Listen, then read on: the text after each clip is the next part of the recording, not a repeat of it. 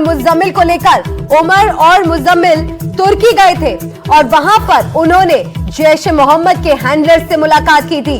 तो जैश ए मोहम्मद से जो कनेक्शन यहां पर निकलता हुआ नजर आ रहा है, लगातार देखिए कड़ियां जोड़ने का काम किया जा रहा है। जैसे जैसे जो तथ्य है वो सामने आ रहे हैं, जैसे जैसे जो एविडेंस है वो सामने आ रहे हैं, बहुत मुमकिन है कि अब से कुछ ही दिनों में ये तस्वीर पूरी तरह से साफ हो जाएगी कि आखिर ये किसकी साजिश थी और किस मंशा से ये ब्लास्ट किया गया। एजेंसियों को रेडार पर 2 टेलीग्राम ग्रुप्स भी हैं जहां पर ये कट्टरपंथी संगठन एक्टिव नजर आ रहे थे। जांच के दायरे में 2 टेलीग्राम ग्रुप्स आए हैं। इन्हीं टेलीग्राम ग्रुप्स को इस चरमपंथी नेटवर्क की जड़ माना गया है और यही वो प्लेटफॉर्म थे जहां पर ये आपस में एक दूसरे के साथ कनेक्शन बनाते थे, जहां पर एक दूसरे के साथ ये बातचीत करते थे। राजीव रंजन ज्यादा जानकारी के साथ इस बड़ी खबर पर हमारे साथ जुड़ गए हैं। राजीव, जांच एजेंसियों के रडार पर 2 टेलीग्राम ग्रुप्स हैं। इन टेलीग्राम ग्रुप्स के बारे में क्या कुछ जानकारी सामने आई है अब तक? देखिए, जैसे सुरक्षा एजेंसियों को जैसे ही टेरर नेटवर्क के बारे में जानकारी मिली, उन्होंने तमाम जगह पर उसको खंगालना शुरू किया और उसी दौरान जो टेलीग्राम ग्रुप है जिसके बारे में माना यह जाता है कि कम से कम जिस तरह का आतंकी ग्रुप है वो मान के चलते हैं कि सुरक्षा एजेंसी इसमें सेन नहीं लगा सकते, ट्रैक नहीं कर सकते, जांच नहीं कर सकते। लेकिन जब जो संदिग्ध जो है जो टेलीग्राम ग्रुप पाया गया और उसमें जो जांच जो निकला है, अब इसके जो नेटवर्क जो है, इसके तार जो है सीधे कहीं ना कहीं पाकिस्तान में बैठे जो आतंकी संगठन है उससे जुड़ते हुए नजर आ रहे हैं। और सबसे बड़ी बात है कि एक जो ग्रुप है वो पाकिस्तान में बैठे हैंडल चलाता था और दूसरा जो है वो जो देवबंद से जुड़े हुए जो कुछ लोग हैं उनकी उसमें सहभागिता सामने आ रही है। तो साफ है कि सुरक्षा एजेंसियों के रडार में हर वो अवांछित तत्व हैं, जो ग्रुप हैं, जो भारत विरोधी गतिविधियों में लगे हुए हैं और अब किसी का भी बचना बहुत ही मुश्किल है। जिन्होंने इस तरह का जो कायराना कृत्य को अंजाम दिया, रक्षा मंत्री बोल चुके हैं और प्रधानमंत्री बोल चुके हैं और एनआईए जो है इस पूरे जांच को ले चुका है ताकि हर तार को जोड़ा जा सके और जिसने गुनाहगार किया है, जो गलती किया है, उसको सजा दिया जा सके। बिल्कुल, दोषियों को बख्शा नहीं जाएगा। तमाम हमारी खुफिया एजेंसियां लगातार जांच में जुटी हैं और दिल्ली धमाकों पर बड़े खुलासे एक के बाद एक हो रहे हैं। 26/11 जैसे हमले की प्लानिंग थी, ये बड़ी खबर सामने आई है। लाल किला, इंडिया गेट निशाने पर थे, दिल्ली के बड़े मॉल्स भी निशाने पर थे। जनवरी 2025 से इस हमले की साजिश चल रही थी। ये बड़ा खुलासा हुआ है कि 26/11 जैसे हमले की प्लानिंग थी। याद कीजिए वो मंजर जो मुंबई में 26/11 को हमने देखा था, कितना विनाश हुआ था, कितनी तबाही हुई थी, कितनी जाने गई थी और उसी स्तर का एक बड़ा हमला, एक बड़ी साजिश ये तमाम आतंकी प्लान कर रहे थे। लाल किला और इंडिया गेट जैसे स्थल इनके निशाने पर थे जहां पर भीड़ भाड़ रहती है, जो दिल्ली की, भारत की शान है। दिल्ली के बड़े मॉल्स भी इनके निशाने पर थे और खासतौर पर उन जगहों को ये टारगेट करना चाहते थे जहां पर ज्यादा से ज्यादा लोगों की मौजूदगी हो। जनवरी 2025 से इस हमले की साजिश चल रही थी। विकास का मैं रुख करना चाहूंगी। विकास, एक बड़ा खुलासा यहां पर हुआ है, 26/11 जैसे हमले की प्लानिंग ये आतंकी कर रहे थे और बड़े बड़े स्थल दिल्ली के जो लाल किला हो गया, इंडिया गेट हो गया, इस तरह की जगहें इनके निशाने पर थी।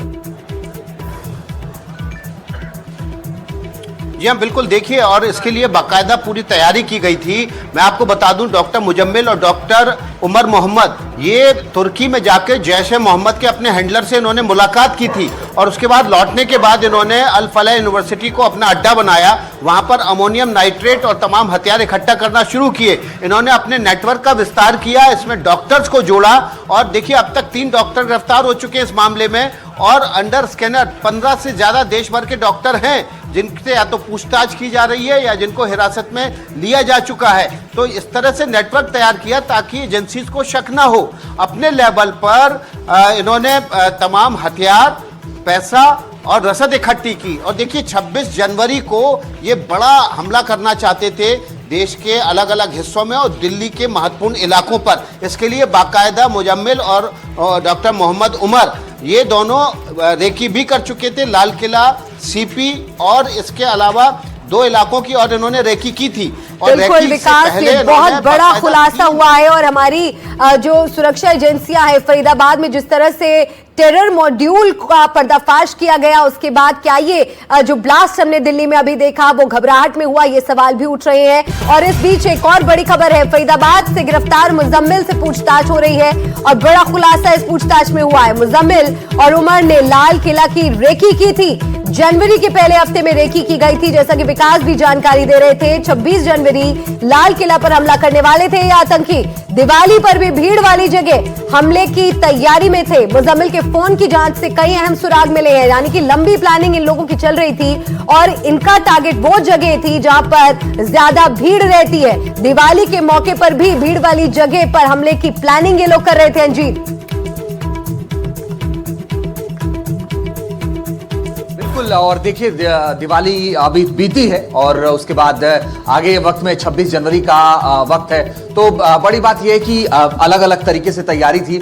और जो सबसे बड़ी बात यह है कि आप ये देखिए कि उसी दिन जिस दिन ये ब्लास्ट हुआ, उसी दिन फरीदाबाद से तकरीबन 2500 किलो से ज्यादा अमोनियम नाइट्रेट बरामद हुआ था, जिसको लेकर के पुलिस अभी जांच कर ही रही थी। ये पूरा केस अभी खुल ही रहा था, लेकिन तभी अचानक से वो बात सामने आई कि गाड़ी I-20 आती है और उसमें ब्लास्ट हो जाता है। कई बार ये सवाल उठ रहे हैं कि क्या ब्लास्ट किया गया या फिर अचानक से ब्लास्ट हो गया। ये वो सारे सवाल हैं जिनका जवाब आना अभी बाकी है। इनके सारे के जवाब जो NIA की जांच चल रही है उसके बाद आएंगे। लेकिन पूरी प्लानिंग काफी लंबे वक्त से चल रही थी, क्योंकि आप अंदाजा लगाइए कि 360 किलोग्राम अमोनियम नाइट्रेट एक जगह से बरामद हुआ, फिर 2500 किलो अमोनियम नाइट्रेट एक जगह से बरामद हुआ।